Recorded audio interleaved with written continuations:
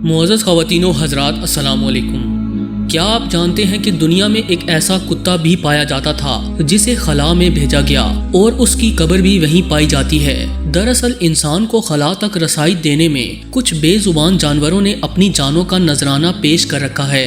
آج ہم آپ کو ایک کتے اور چمپینزی کی کہانی سنائیں گے جنہوں نے اپنی زندگی خلا کے اندوناک اندھیروں میں گزاری۔ ان جانوروں کو خلا میں کیسی کیسی مشکلات کا سامنا رہا، یہ جاننے سے قبل نئے شامل ہونے والے دوستوں سے صرف اتنی گزارش کرتے چلیں کہ ہمارے اس چینل کو سبسکرائب کر کے بیل نوٹیفیکیشن آن کر لیں تاکہ آپ تک ایسے ہی منفرد ٹاپکس پر وقت پہنچ سکیں۔ تو آئیے چلتے ہیں آج کے اس دلچسپ خلائی سفر پر۔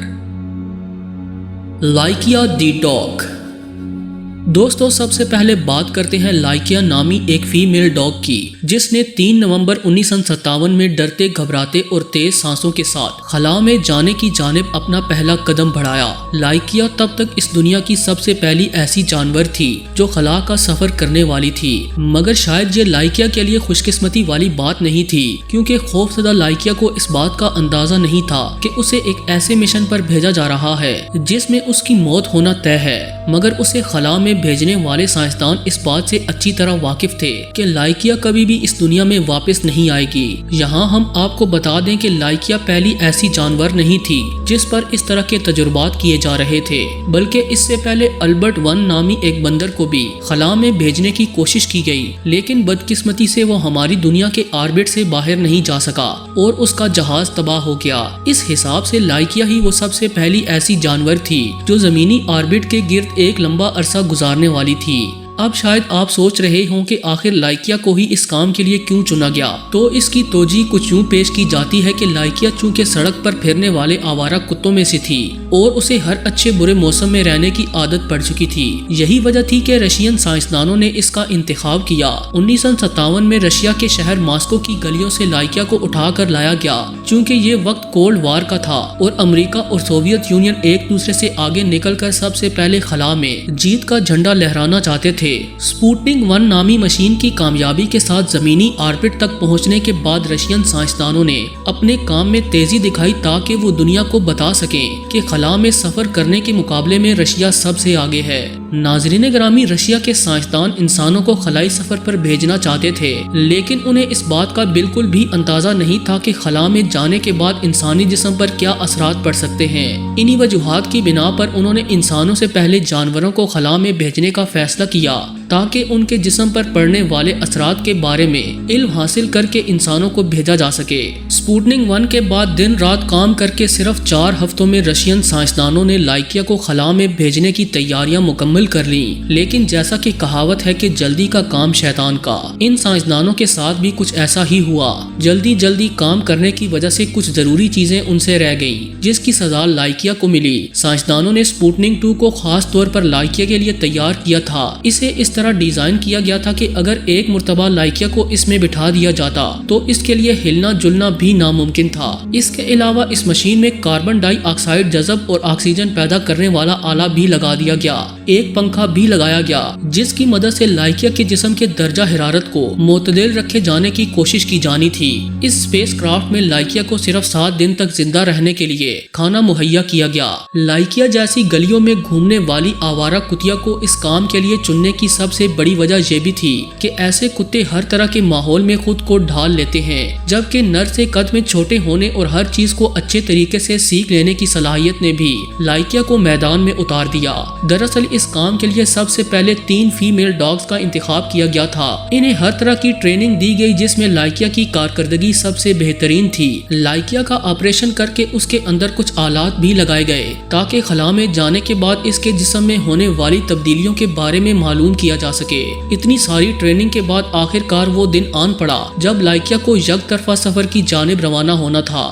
دوستو، 3 نومبر 1957 کو لائکیا کو خلا کی جانب روانہ کر دیا گیا۔ سائنسدانوں کے حساب سے سب کچھ ٹھیک چل رہا تھا، لیکن جلد بازی میں بنائے گئے اس اسپیس کرافٹ میں خرابیاں آنا شروع ہو گئیں۔ سب سے پہلے اس اسپیس کرافٹ کا کولنگ سسٹم خراب ہو گیا، جس کی وجہ سے لائکیا کے جسم کا درجہ حرارت تیزی سے بڑھنے لگا اور لگاتار 3 گھنٹوں تک اپنی موت سے لڑنے کے بعد لائکیا ہار گئی۔ کئی مہینوں تک لائکیا کی لاش خلا میں گھومتی رہی۔ پھر 17 اپریل 1958 میں اس کا اسپیس کرافٹ واپس زمین کی طرف آنا شروع ہو گیا۔ زمین کے ایٹماسفیئر میں داخل ہوتے ہی اسپیس کرافٹ لائکیا کی لاش کے ساتھ جل کر خاکستر ہو گیا۔ اس طرح لائکیا کی لاش خلا میں بکھر گئی۔ اس کارنامے کے کئی سالوں بعد 2008 میں رشین حکومت نے لائکیا کی عزت و تکریم میں اس کا ایک مجسمہ بنوایا تاکہ اس کی قربانی کو ہمیشہ یاد رکھا جا سکے۔ ہام دی چمپینزی۔ ناظرین گرامی، چاند تک پہنچنے کی چاہت رکھنے والا انسان صرف لائکیا کی موت تک ہی نہیں رکا، بلکہ اس کے بعد امریکہ میں ایک چمپینزی کو خلا میں بھیجنے کی تیاریاں کی گئیں۔ اس چمپینزی کا نام ہام رکھا گیا۔ ہام نامی یہ بندر فرانس میں پیدا ہوا، لیکن اسے امریکہ کے ایک فارم ہاؤس میں منتقل کر دیا گیا۔ 2 سال کی عمر میں ہی ناسا نے ہام کو خلا میں بھیجنے کے لیے اس کا انتخاب کر لیا تھا۔ اس وقت ہام کو چینج یا پھر سبجیکٹ 65 کے نام سے بلایا جاتا، کیونکہ ناسا نے ہام کے ساتھ 40 مزید بندروں کو بھی ٹریننگ دی۔ اس ٹریننگ میں انہیں خلائی اسٹیشن کے لیور وغیرہ کو صحیح طریقے سے کھینچنا اور لائٹس کو اچھے طریقے سے چلانا اور بند کروانا سکھایا گیا۔ ٹریننگ کے دوران اگر کوئی بندر غلطی کرتا تو اسے بجلی کا ایک جھٹکا دیا جاتا تاکہ وہ اس غلطی کو دوبارہ نہ دہرائے، اور اگر یہ بندر اپنا کام صحیح طریقے سے کرتے تو انہیں انعام کے طور پر میٹھی ٹافیاں بھی دی جاتی۔ تاہم ان 40 بندروں میں سے صرف 10 بندروں کا ہی انتخاب کیا گیا، جنہیں مزید 18 مہینوں تک ٹریننگ دی جانی تھی۔ اس کڑی ٹریننگ کے بعد صرف ہام ہی سائنسدانوں کی تمام تر امیدوں پر پورا اتر سکا۔ یوں ہام نامی اس بندر کو خلا میں بھیجنے کے لیے سبھی سائنسدان رضامند ہو گئے۔ یہ اسپیس مشن لائکیا کے اسپیس مشن سے بالکل مختلف تھا، کیونکہ اس مشن میں لائکیا کو واپس لانے کے لیے کوئی بھی انتظامات نہیں کیے گئے تھے، لیکن ناسا والوں نے ہام کو خلا میں بھیج کر واپس لانے کا پورا انتظام کر رکھا تھا۔